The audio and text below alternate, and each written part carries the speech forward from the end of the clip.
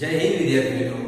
આજના વિડિયોમાં આપણે ચર્ચા કરવાના છે ધોરણ 9 ચેપ્ટર 1 સંખ્યા પદ્ધતિમાં। સંખ્યા પદ્ધતિમાં આપણે બે પાઠમાં અત્યાર સુધીમાં ચર્ચા કરી ચૂક્યા છે કે અસમય સંખ્યા કોને કહેવાય, અસમય સંખ્યાઓનું સંખ્યા રેખા ઉપર નિરૂપણ સમજી ગયા છે અને અસમય સંખ્યાઓનું સંખ્યા રેખા પર નિરૂપણ સમજ્યા પછી આપણે જોયું છે કે બે સમય સંખ્યાઓની વચ્ચે સમય સંખ્યા અથવા તો અસમય સંખ્યા શોધવાના વિશેની આપણે ચર્ચા આગલા વિડિયો સુધી કરી ચૂક્યા છે।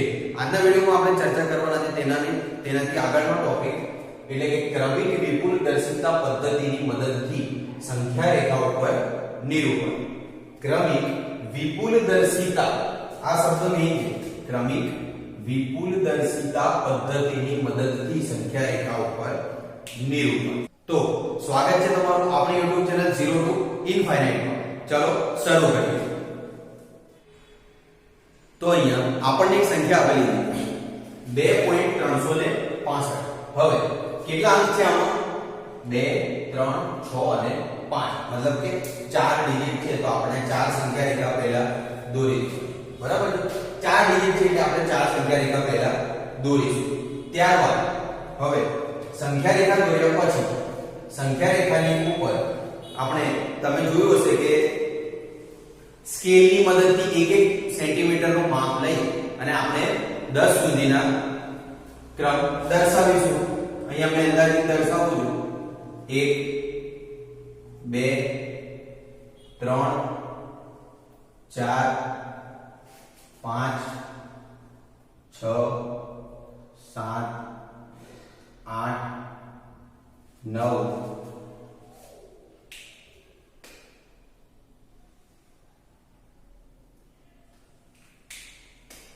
અને 10। તો સૌપ્રથમ સંખ્યા રેખાની ઉપર આપણે પહેલા આપણે મેઇન ડિજિટ જે છે તે લખી દીધા 1 થી 10 સુધી। તો મતલબ સંખ્યા રેખાને આપણે શું કર્યું? સરખા 10 ભાગમાં વિભાજન કર્યું। હવે સરખા 10 ભાગમાં વિભાજન કર્યા પછી આપણે શું દેખીશું કે સંખ્યા કઈ આપણે આપેલી છે 2.365। તો 2.365 શેની વચ્ચે આવશે? તો કે 2 અને 3 ની વચ્ચે। તો 2 ને એક બિંદુ લઈશું, 3 ને એક બિંદુ લઈશું અને 2 કયા દર્શાવીશું? અહીંયા નીચેની સંખ્યા રેખા ઉપર, અને 3 ને ક્યાં લઈ જઈશું? અહીંયા, બરાબર છે? હવે 2 અને 3 ની વચ્ચે તમે સ્કેલની મદદથી જોશો તો 2 અને 3 ની વચ્ચે નાના નાના કાપા કરેલા હોય છે 10, મતલબ કે તેને પણ અલગ અલગ 10 ભાગમાં વિભાજન કરવામાં આવે। તો લખીએ 2 પછી 2.1 2.2 2.3 2.4 2.5 6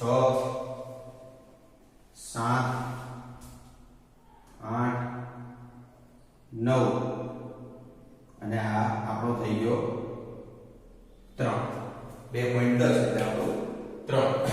તો 2 પછી 2.1 2.2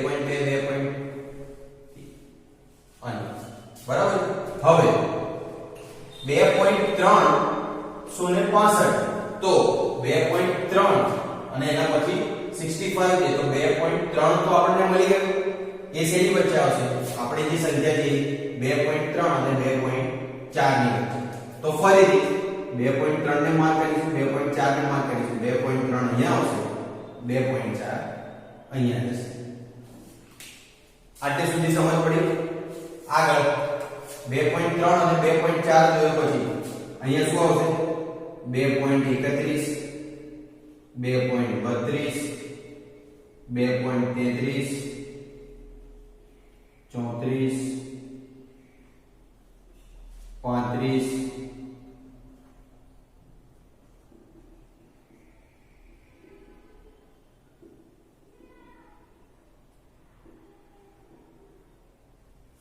તો 2.3 અને 2.4 ને પણ અલગ 10 પાર્ટમાં વિભાજન કર્યું। કઈ રીતે? તો કે 2.31 32 33 34 35 36 થી 2.4 હવે આટલું વિભાજન સમજ્યા પછી આપણને કઈ સંખ્યા આપી? ફરીથી સંખ્યા પર જોઈશું તો 2.36 સુધીનું તો આપણને મળી ગયું છે।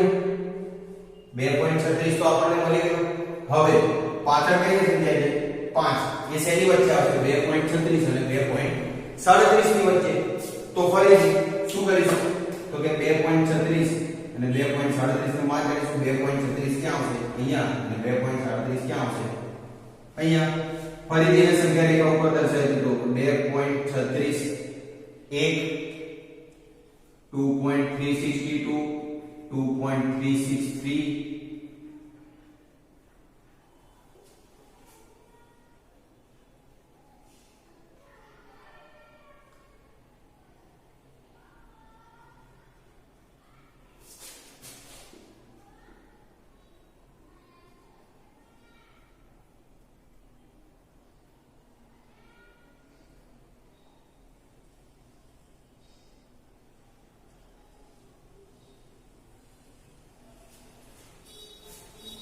તો જો ધ્યાનથી 2.36 અને 2.37 ને ફરીથી આપણે 10 પાર્ટમાં વિભાજન કર્યું. 2.361 362 363 2.37. હવે ધ્યાનથી જુઓ તો તમને આપણે જે સંખ્યા શોધવાની છે તે સંખ્યા આપણને સંખ્યા રેખા ઉપર મળી જશે. તો આ જે આખી સિસ્ટમ થઈ, આ જે આખી પદ્ધતિથી આપણે દાખલો કર્યો, આ પદ્ધતિને આપણે શું કહીશું? વિપુલ દર્શિકા. મતલબ કે ક્રમશઃ આપણે 10-10 પાર્ટમાં સંખ્યા રેખા ઉપર વિભાજન કરી અને આપણને જે સંખ્યા આપી હશે તેને આપણે સંખ્યા રેખા ઉપર દર્શાવીશું. આપણને કઈ સંખ્યા આપી હતી? 2.365. આપણને મળી ગઈ આપણી 2.365. ક્લિયર? તો વિદ્યાર્થી મિત્રો, ક્રમિક વિપુલ દર્શિતા પરથી આપણે એક ઉદાહરણ સમજીએ. હવે સ્વાધ્યાય નંબર 1.4 ની અંદર આપણને બે દાખલા આપેલા છે કે ક્રમિક વિપુલ દર્શિતા પદ્ધતિની મદદથી આ બે સંખ્યાઓનું સંખ્યા રેખા ઉપર નિરૂપણ કરો. બરાબર?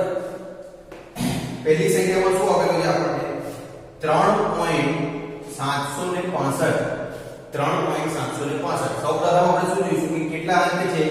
3 7 6 અને 5. મતલબ કે ટોટલ 4 ડિજિટ છે. તો આપણે શું કરીશું? ચાર સંખ્યા રેખા દોરીશું. સૌપ્રથમ 1 થી 10 નંબર આપીશું. એની વચ્ચે 3 અને 4 ની વચ્ચે આપણી સંખ્યા આવશે 3.765. તો 3.765 શેની વચ્ચે આવશે? તો કે 3.7 અને 3.8 ની વચ્ચે. બરાબર? તો 3.7 અને 3.8 ની વચ્ચેના 10 ભાગ પાડીશું. 3.71 3.72 થી લઈને 3.80 સુધી. પછી એની પર આપણને 3.76 મળશે. બરાબર છે? હવે 3.765 આપણને શેની વચ્ચે મળશે? તો કે 3.76 અને 3.77 ની વચ્ચે. તેના બી અલગ અલગ 10 ભાગમાં વિભાજન કરીશું અને આપણને મળી જશે આપણો આન્સર. તો આ દાખલો તમારે જાતે બુકમાં ગણવાનો રહેશે. બીજી સંખ્યા આપણને શું આપી છે કે ભાઈ 4.2612 ઉપર 12 નું જે ચિહ્ન કર્યું છે આ. બરાબર ને? 4.2612 ને 4 દશાંશ સ્થળ સુધી 12 શેની માટે આપણે યુઝ કરીએ કે જે સંખ્યાઓ અનંત આવૃત સંખ્યાઓ હોય. ધારો કે 4.2612 ને આપણે આ રીતે લખાય 4.26 અનંત સુધી. બરાબર? આપણને શું પૂછ્યું છે કે 4.2612 ને 4 દશાંશ સ્થળ સુધી કેટલા? 4.2612 ને 4 દશાંશ સ્થળ સુધી ક્રમિક વિપુલ દર્શિતા પદ્ધતિની મદદથી સંખ્યા રેખા ઉપર દર્શાવો. 4.2612 ના 4 દશાંશ સ્થળ. બરાબર ને? 4.2612 એના 4 દશાંશ સ્થળ એટલે કે 1 2 3 અને 4. મતલબ કે આપણને શું કહેવામાં આવ્યું છે અહીંયા? 4.2626 ને 4.2626 ને ક્રમિક વિપુલ દર્શિતા પદ્ધતિની મદદથી સંખ્યા રેખા ઉપર દર્શાવો. તો આગળ દાખલો ઉદાહરણ જોયો તે મુજબ, આ દાખલો કર્યો તે મુજબ આ દાખલો પણ તમારે જાતે ગણવાનો રહેશે. ક્લિયર? તો વિદ્યાર્થી મિત્રો, આગળનો ટોપિક સમજવા માટે અમુક નિત્યસમ હવે આપણે યાદ રાખવો પડશે. અત્યાર સુધીમાં આપણે શું સમજી ગયા કે ક્રમિક વિપુલ દર્શિતા પદ્ધતિની મદદથી સંખ્યા રેખા ઉપર આપણને જે સંખ્યા આપી હોય તેનું નિરૂપણ કઈ રીતે કરવું તેના વિશેની આપણે સમજ મેળવી. તેનાથી આગળનો મુદ્દો સમજવા કરતા પહેલા આપણને અમુક વસ્તુઓ સમજવી પડશે અને યાદ રાખવી પડશે. બરાબર? અમુક નિત્યસમ છે જે તમે આગળ ગણવામાં ભણી ચૂક્યા છો. બરાબર? પહેલું શું આપેલું છે આપણને કે √ab વર્ગમૂળમાં a અને b જો a b c અને d આ કોઈ પણ ધન પૂર્ણ વાસ્તવિક સંખ્યા હોય તો તેની માટેના નિત્યસમો છે વાસ્તવિક સંખ્યા માટેનો નિત્યસમ છે તેના માટે આપણે કહી શકીએ કે √ab વર્ગમૂળમાં a વર્ગમૂળમાં b બરાબર છે બીજું શું આપેલું છે કે વર્ગમૂળમાં a ના છેદમાં b તો વર્ગમૂળમાં a ના છેદમાં b બરાબર વર્ગમૂળમાં a છેદમાં વર્ગમૂળમાં b ત્રીજું છે a plus b a minus b is equals to a minus b આ થોડું સમજીએ આગળ તો આપણે આગળ ધોરણમાં ભણી ગયા કે a plus b a minus b is equals to a square minus b square આ નિત્યસમ યાદ છે બધાને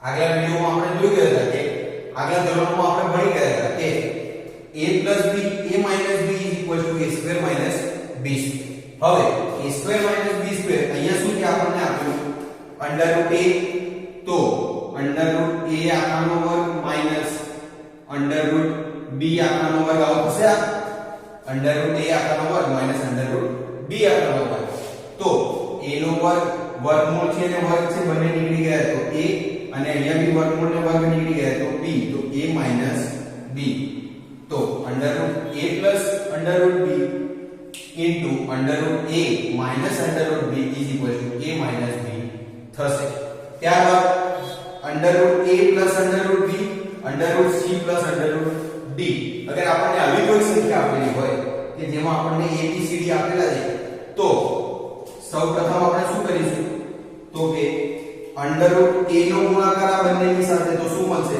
√ac √ad જે આપણે ઉપર જોયું કે √a * √b અહીંયા શું છે કે √a * √c + √a * √d તો આપણને શું મળશે √ac + √ad હવે તેના પછી √b નો ગુણાકાર આની સાથે મતલબ કે આખા સ્ટેપ નો ગુણાકાર આપણે કોની સાથે કરીશું પહેલા √a સાથે અને પછી √b સાથે તો સેમ √b સાથે કરતા વર્ગમૂળમાં b વર્ગમૂળમાં c તો વર્ગમૂળમાં bc અને વર્ગમૂળમાં b અને વર્ગમૂળમાં d તો વર્ગમૂળમાં b અને d ક્લિયર ત્યારબાદ ફરીથી આ નિત્યસમનો ઉપયોગ થઈ રહ્યો છે અહીંયા કે a વત્તા વર્ગમૂળમાં b અને a ઓછા વર્ગમૂળમાં b થયું શું આ નિત્યસમ પરંતુ અહીંયા b વર્ગમૂળમાં આપેલો છે તો તેનું વર્ગમૂળ નીકળી જશે અને b એકલો રહેશે માટે અહીંયા શું થશે કે a સ્ક્વેર માઈનસ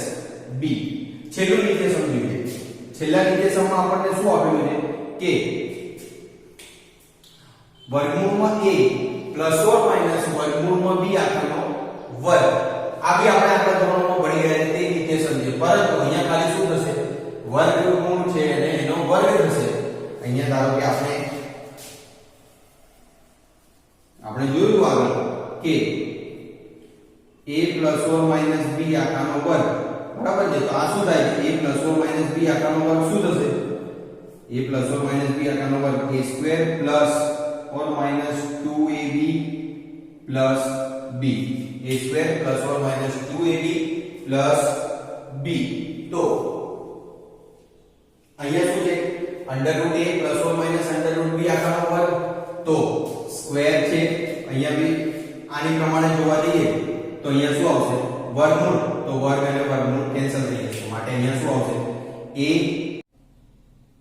તો વિદ્યાર્થીઓ નિત્યસમો તો સમજી ગયા ત્યારબાદ હવે યાદ રાખવા જેવા બીજા 3 ટોપિક્સ છે જે નોર્મલ ખાલી યાદ જ રાખવાના છે આપણે બરાબર છે તેનો તમારે સ્વાધ્યાય 1.5 ની અંદર ઉપયોગ કરવાનો આવશે બરાબર પહેલું છે કે શૂન્યેતર એટલે કે શૂન્ય સિવાયની શૂન્યેતર મતલબ કે શૂન્ય સિવાયની કોઈ પણ સમય સંખ્યાનો અસમય સંખ્યા સાથે સરવાળો બાદબાકી કે ગુણાકાર હંમેશા કેવી સંખ્યા મળશે અસમય સંખ્યા મળશે કોઈ પણ શૂન્યેતર સમય સંખ્યાનો અસમય સંખ્યા સાથે સરવાળો બાદબાકી કે ગુણાકાર એ હંમેશા અસમય સંખ્યા મળશે તેના પછી કોઈ પણ સમય સંખ્યાનો અસમય સંખ્યા સાથે ભાગાકારની પ્રક્રિયામાં ભાગફળ હંમેશા અસમય સંખ્યા મળશે. માટે એવું કહી શકાય કે કોઈ પણ સમય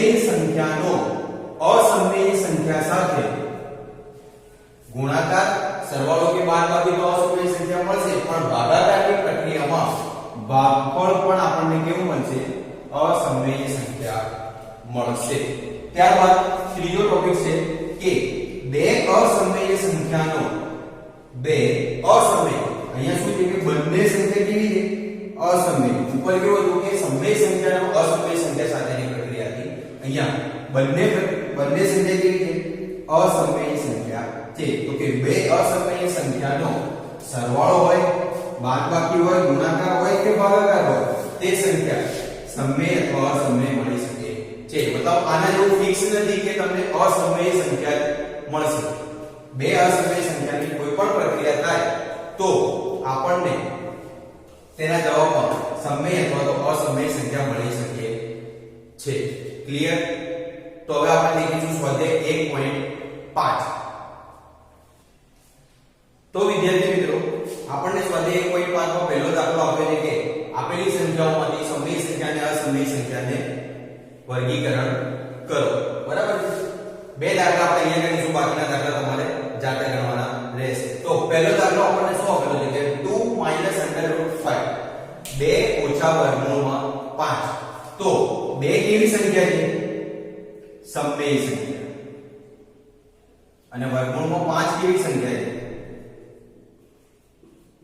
અસમય સંખ્યા. ક્લિયર?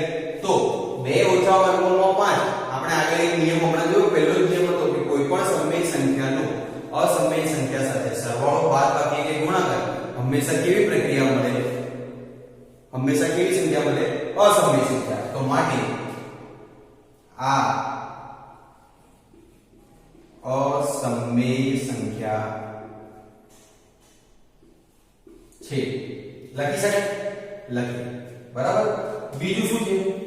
બીજો દાખલો આપણને આપેલો છે કે 2 વર્ગમૂળમાં 7 અને 7 વર્ગમૂળમાં 7. તો 2 જોડે વર્ગમૂળમાં 7 જે છે આ કેવી સંખ્યા છે? અસમય સંખ્યા. અને 7 જોડે વર્ગમૂળમાં 7 છે તો આગળ કેવી સંખ્યા છે? અસમય સંખ્યા. ત્રીજો નિયમ આપણને શું આપેલો હતો કે બે અસમય સંખ્યાઓ વચ્ચે સરવાળો, બાદબાકી, ગુણાકાર કે ભાગાકાર આ પ્રક્રિયા કરતા આપણને સંખ્યા હંમેશા સમય અથવા અસમય મળી શકે. બરાબર? તો જોઈએ આ સંખ્યા સમય છે કે અસમય. આપણને શું આપેલું છે? 2 જોડે વર્ગમૂળમાં 7 છેદમાં 7 ની જોડે વર્ગમૂળમાં 7. તો વર્ગમૂળમાં 7 અંશમાં બી જાય, વર્ગમૂળમાં 7 છેદમાં બી જાય. તો વર્ગમૂળમાં 7 વર્ગમૂળમાં 7 કેન્સલ થઈ જશે. માટે આપણને શું મળ્યો જવાબ? 2/7. અને 2/7 કેવી સંખ્યા થશે? માટે આ સમય સંખ્યા છે. ક્લિયર? તો વિદ્યાર્થી મિત્રો, આગળ ચર્ચા કરીએ. સ્વાધ્યાય 1.5 માં આપણને એક દાખલા આપેલા છે કે સમીકરણ, સંખ્યાઓનું સમીકરણ કરો. તો સમીકરણ શીખવા માટે આપણે સૌપ્રથમ શું જોઈશું? સમીકરણ કોને કહેવાય તે સમજીએ. તો કે સમીકરણની વ્યાખ્યા અહીંયા આપણને આપી છે.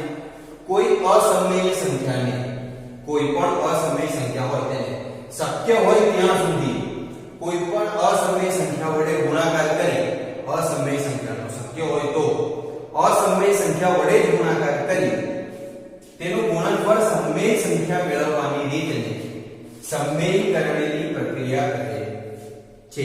કોઈ પણ બે અસમય સંખ્યા આપણને આપી દે, કોઈ પણ અસમય સંખ્યા, બરાબર છે, તેનું શક્ય હોય ત્યાં સુધી અસમય સંખ્યા વડે ગુણાકાર કરીને ગુણનફળ, મતલબ કે તેનો જે જવાબ મળે તે સમય સંખ્યા મેળવવાની જે રીત છે તેને આપણે શું કહીશું?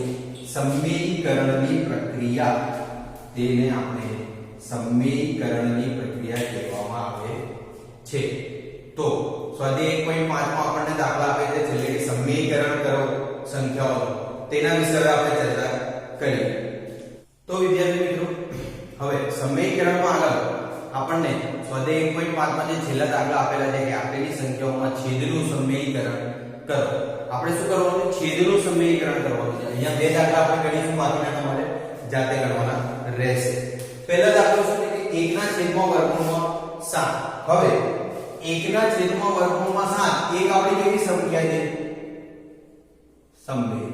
અને વર્ગમૂળમાં 7 અસમમેય. સેમ એ રીતે આ કઈ સંખ્યા છે? સમમેય. અને આ અસમમેય. આપણને જે છેદમાં સંખ્યા આપેલી છે અસમમેય, તેનું આપણે સમયીકરણ કરી અને આપણે સમમેય સંખ્યા લાવવાની છે. સમજીએ આગળ.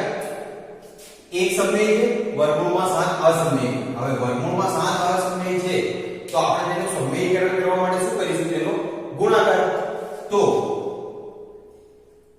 માટે અહીંયા આપણે શું લખીશું? બરાબર 1 ના છેદમાં વર્ગમૂળમાં 7, 1 ના છેદમાં વર્ગમૂળમાં 7 ગુણાકાર કોઈ શેનું સમયીકરણ કરવાનું છે? વર્ગમૂળમાં 7 નું. તો તેને વર્ગમૂળમાં 7 વડે ગુણીશું બી ખરા અને ભાગીશું બી ખરા. ક્લિયર? તો હવે આગળ વર્ગમૂળમાં 7 નું સમીકરણ કરવા માટે આ સ્ટેપ સુધીની ખબર પડી ગઈ. હવે ઉપર સુધી વર્ગમૂળમાં 7 ગુણ્યા 1 એટલે શું આવશે? વર્ગમૂળમાં 7. અને અહીંયા શું છે કે વર્ગમૂળમાં 7 ગુણ્યા વર્ગમૂળમાં 7 સીધું 49. માટે શું આવશે? વર્ગમૂળમાં 49. 49 નો વર્ગ નીકળશે, વર્ગમૂળ થશે 49. શું થશે? 7. માટે આપણો જવાબ શું મળ્યો? વર્ગમૂળમાં 7 ના છેદમાં 7. તો આવી રીતે 1 ના છેદમાં વર્ગમૂળમાં 7 ને આપણે તેના છેદનું સમયીકરણ કરી 7 આપણને કેવી મળી? સમમેય સંખ્યા. બીજું દાખલો દેખીએ તો કે આપણને શું આપણે 1 ના છેદમાં વર્ગમૂળમાં 5 વત્તા વર્ગમૂળમાં 2 બરાબર 1 ના છેદમાં વર્ગમૂળમાં 5 વત્તા વર્ગમૂળમાં 2. અગેન શું કરીશું? ગુણાકાર. પરંતુ અહીંયા સરવાળો છે તો આપણે શું કરીશું? ગુણાકારની પ્રક્રિયામાં તેનો વિરુદ્ધ આપણે આગળ ધોરણોમાં ભણી ગયા છે તે રીતે શું કરીશું? બાદબાકી. સંખ્યા અહીંયા જ રહેશે, ખાલી ચિહ્ન બદલાઈ જશે. તો ગુણ્યા વર્ગમૂળમાં 5 ઓછા વર્ગમૂળમાં 2 છેદમાં વર્ગમૂળમાં 5 ઓછા વર્ગમૂળમાં 2. ક્લિયર? હવે નેક્સ્ટ સ્ટેપ આપણું શું હશે? વર્ગમૂળમાં 5 ઓછા વર્ગમૂળમાં 2 ગુણ્યા 1 તો કેટલા થશે? વર્ગમૂળમાં 5 ઓછા વર્ગમૂળમાં 2 છેદમાં હવે આનું શું થશે કે વર્ગમૂળમાં 5 વત્તા વર્ગમૂળમાં 2 અને વર્ગમૂળમાં 5 ઓછા વર્ગમૂળમાં 2. તો આ શું થયું?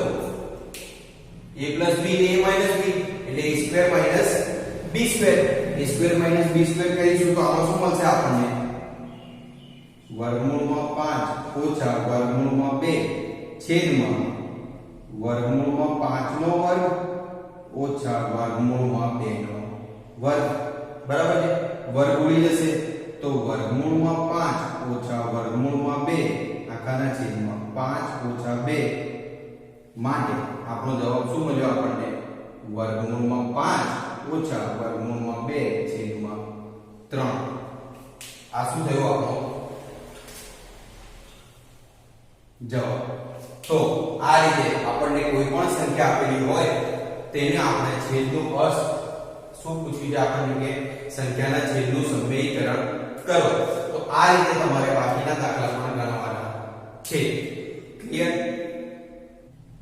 તો વિદ્યાર્થી મિત્રો, આજના વિડિયોમાં આપણે ચર્ચા કરી ધોરણ 9 ચેપ્ટર 1 સમય સંખ્યામાં આપણે વિપુલદર્શિતા પદ્ધતિની મદદથી સંખ્યા રેખાઓ પર સંખ્યાઓનું નિરૂપણ જોયું.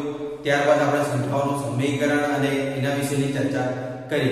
જો વિદ્યાર્થી મિત્રો આ વિડિયો તમને ગમ્યો હોય તો આ વિડિયોને લાઈક કરો, ચેનલને સબસ્ક્રાઇબ કરો અને સબસ્ક્રાઇબ બટનની બાજુમાં જે બેલ આઇકન આપેલું છે તે દબાવો, જેથી કરીને હું મારો નવો વિડિયો જ્યારે પણ અપલોડ કરું તો તેની નોટિફિકેશન્સ તમને મળતી રહે. જય હિન્દ.